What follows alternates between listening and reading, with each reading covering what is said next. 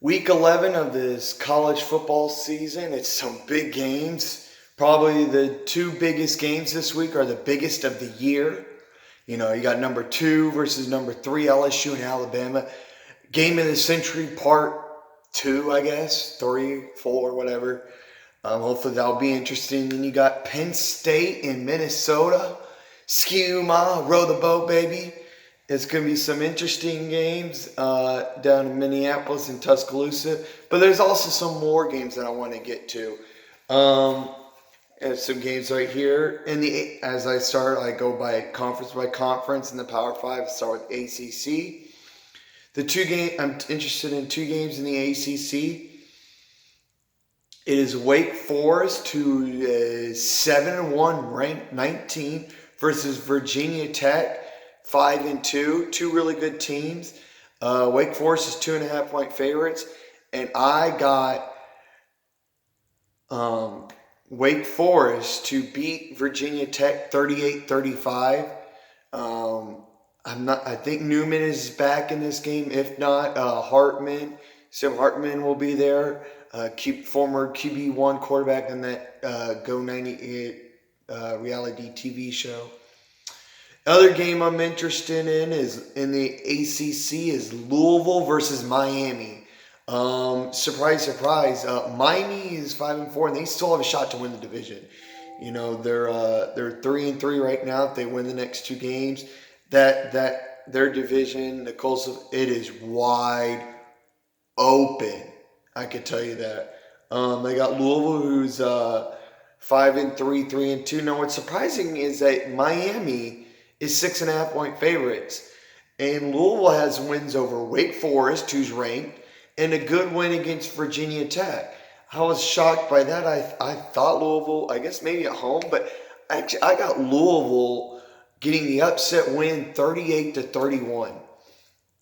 In the Big 12, 2 games I'm interested in. One is undefeated Baylor facing TCU.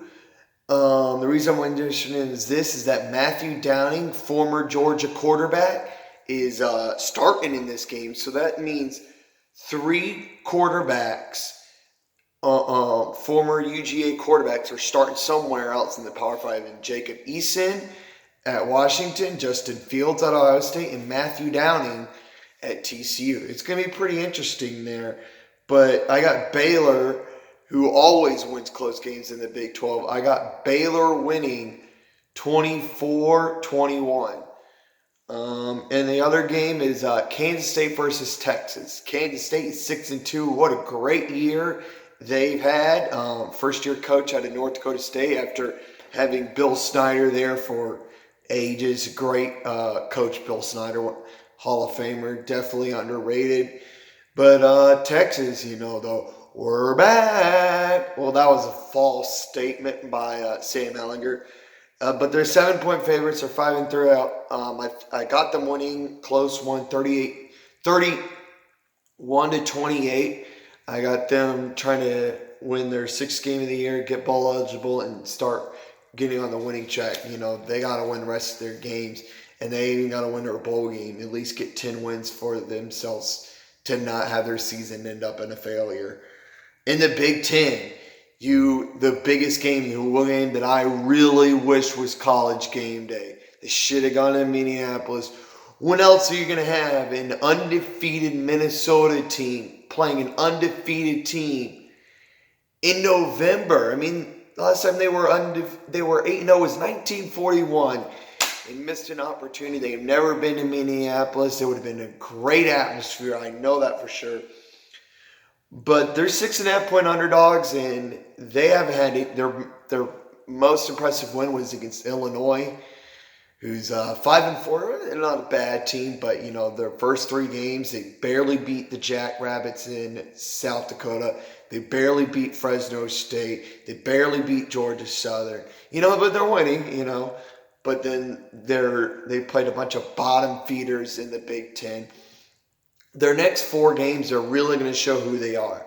They got Penn State, they got Iowa, they got Wisconsin out of the next 4 games. But Sadly, I got Penn State, and I don't even think it's going to be that close. I got Penn State winning 31-13.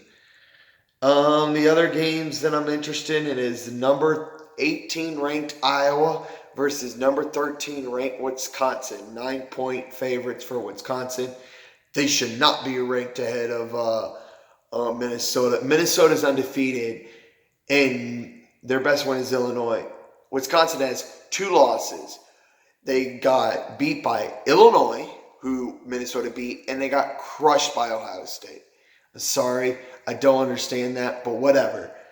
Even though I do think they'll get to win, so at the end of it doesn't really matter, because let's be honest, rankings don't matter right now. They matter after Selection Sunday. But I got Wisconsin winning 21-13 in a defensive slugfest.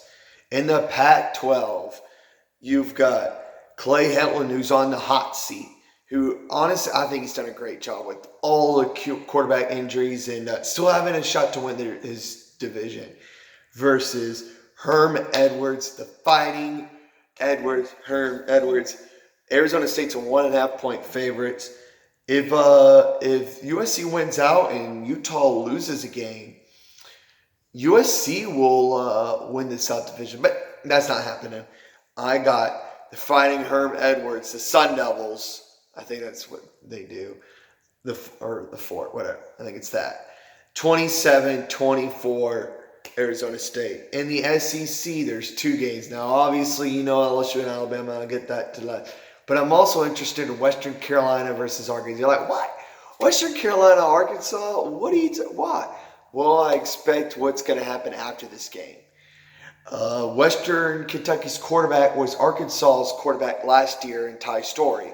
A 4-star quarterback, highly rated for Arkansas. Did pretty well last year for them, with the musical chairs that they've been doing with Chad Morris. And I think Arkansas's 1.5-point favorites. But I got Western Kentucky winning 35-31, and I got Chad Morris getting fired about 2 hours after this game. That is just unacceptable. They're not going to win any SEC games for 2 years in a row.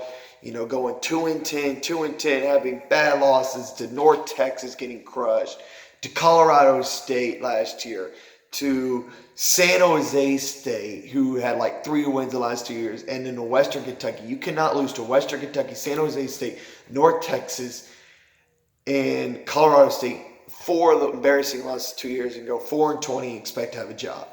He's toast. And then the big one, LSU versus Alabama. Go Tigers, the Bayou Bengals. I love me some Joe Burrow. I love me some Coach O. And I do believe they are the more in that their receivers and Jefferson and Chase. I do believe they are the better football team. But since it's at Tuscaloosa, and the mental aspect of getting over that hurdle is going to cause them to lose this game 35-20. I can't bet against Bama. You got to, until they get over the hump, that's when I start believing. I do believe they are a better football team. If they maybe put on different uniforms and the history was a little different, I would definitely go for LSU. But the mental hurdle, I think, is not going to be in their favor. The Georgia game, as you all know, my superstitions that I don't predict them games, I do believe it will be a little bit of maybe a little struggle because, Missouri had a bye week, and I'm not sure. I think Kelly Bryant's game time decision. Players to watch out for is Albert O. I can't pronounce his name. Albert Okanabanahoba. He is the number 1 tight end in the country. It's going to be a very interesting game. And hopefully, the dog's on top. And that's all I want. Hope you have a fantastic Week 11 watching this college football. It's probably one of the best weeks. Last week, nothing could top last week. But this is definitely going to be the second best week for me of college football. And, woo, go Dogs!